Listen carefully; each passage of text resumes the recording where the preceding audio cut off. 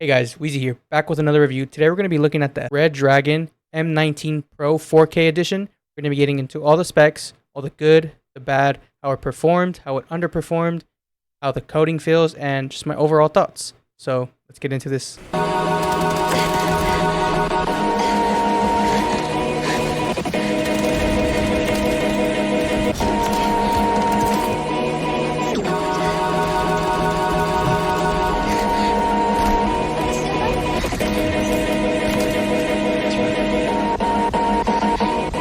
So before we get into the actual review, let's do a quick unboxing of this. So here is the front of the packaging.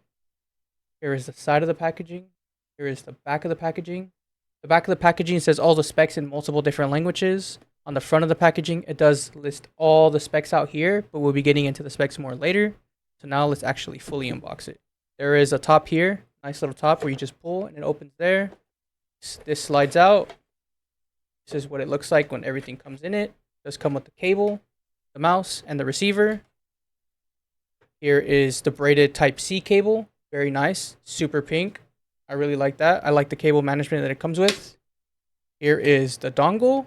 Very nice. Big lettering of the Redragon there. It does have a little adhesive in the bottom so it doesn't move as much. Here is the mouse. Here is the front of the mouse. Here is the side of the mouse. Here is the other side. Here is the back of the mouse. I did change the skates out to Tiger Ice dot skates, but we'll be getting more into the skates later, so just be aware on that. And that is all in the packaging. So let's get into the actual review. So first, let's get all the specs out of the way so you guys know what you guys are looking at. This mouse does come in at 49 grams, but mine did come in at 50. It does have a 3395 sensor. It does have a 3-mode connection, so that means it goes Bluetooth, connects to the dongle, and it also works when you plug it in with the wire.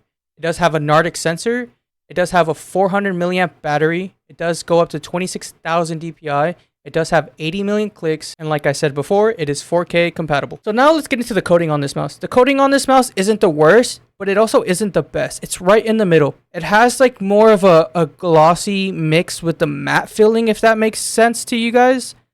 It feels really good.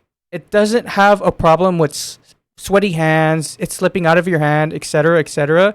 But I would recommend possibly putting some grips on this if you're going to main this mouse. Over time, the coating might wear down and get really bad. I would recommend putting some grips on there.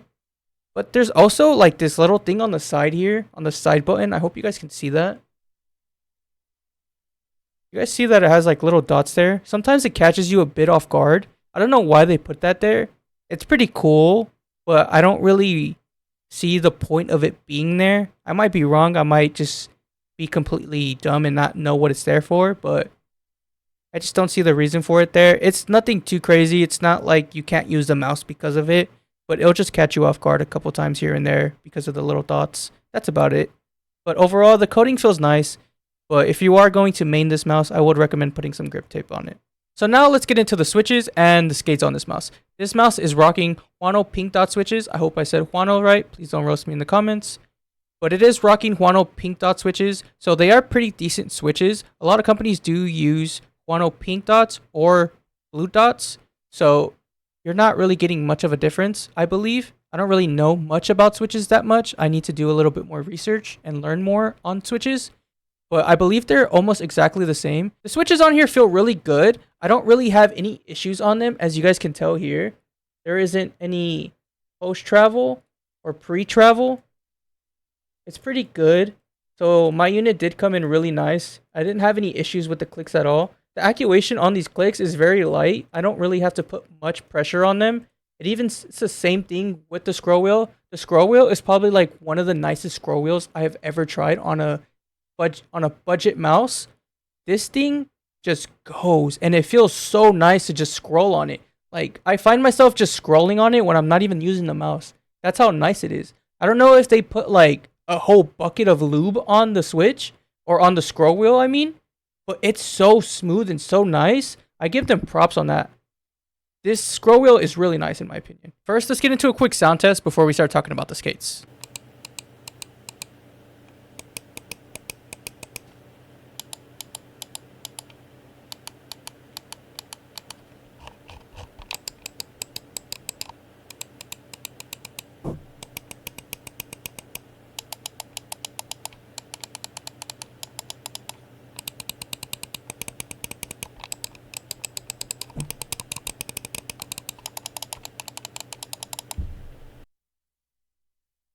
So now let's talk about these skates. These horrendous, too thin skates. You guys don't understand. I'll show you guys in a second. When I say these are probably the thinnest skates I have ever tried, like ever, I'm not even exaggerating or like being over the top. These are the most thinnest and worst skates I have ever tried. Like, I highly, highly recommend if you do buy this mouse, change the skates out immediately. If you can find some aftermarket skates, the same exact ones for full skates, go for it. But I would recommend just putting some dot skates on this, even though there's a lot of people out there who do not like dot skates. I would recommend dot skates on these. It just helps the mouse out. It doesn't change the weight. Even with the default skates, this mouse did come in at 50 grams. The Tiger Eyes dot skates that I have on it now, it's still at 50 grams. So I'll show you guys the skate. I'll show you guys these skates right here. And I'll show you guys how thin they really are. So you guys understand I'm not being over dramatic. Do you guys see how thin these skates are? These are the thinnest skates I have ever seen in my entire life. These are too thin to be using consistently.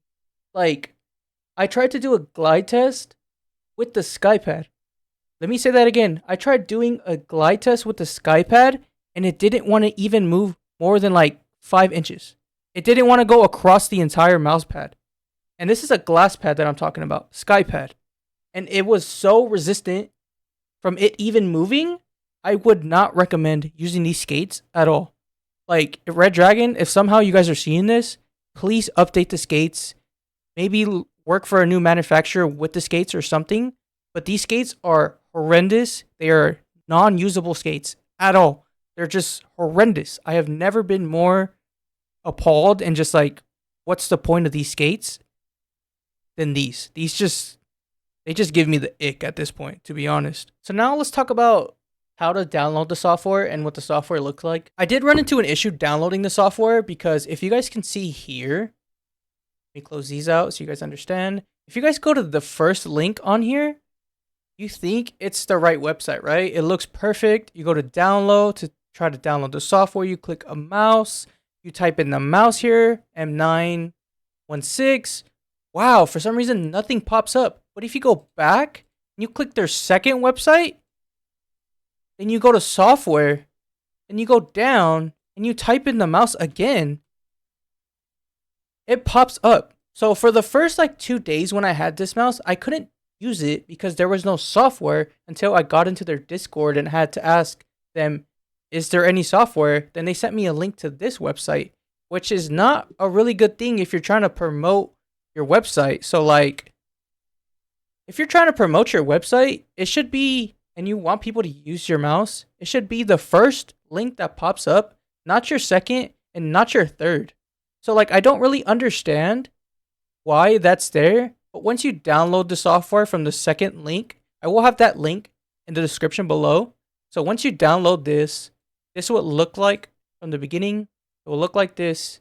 Click this for mouse 1, mouse 2, mouse 3, mouse 4, mouse 5. Here is the DPI stage where you can change your polling rate. You can change all type of sensor settings. You can turn on wrapper control, angle snapping, monitor sync. Here's all the remap buttons. You can change everything on here.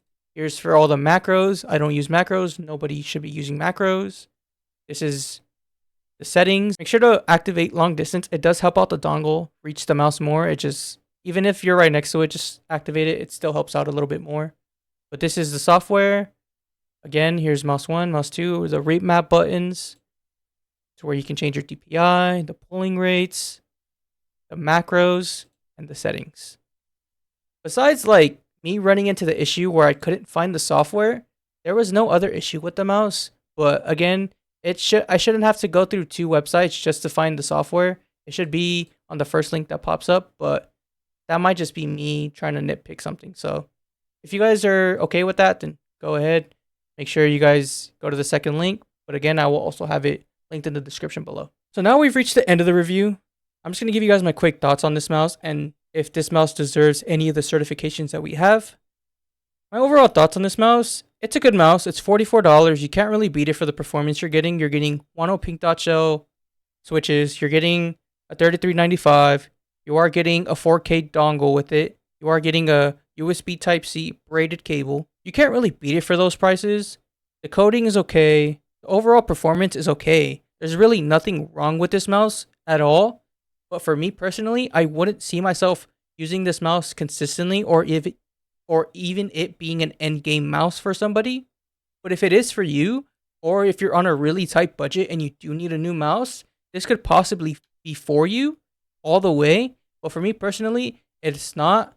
So I would not be giving this mouse any certification in this review. So that is it for today's review. If you guys liked this video, make sure to leave a like and leave a comment down below. If you didn't like this video, make sure to leave a dislike and tell me why you didn't like it in the comments. Make sure to subscribe. Make sure to hit that notification bell. Especially subscribe. There is 98.3% of you who are not subscribed yet. So please subscribe. It will mean very much to me. It doesn't cost anything. And I'll see you guys in the next one. Peace.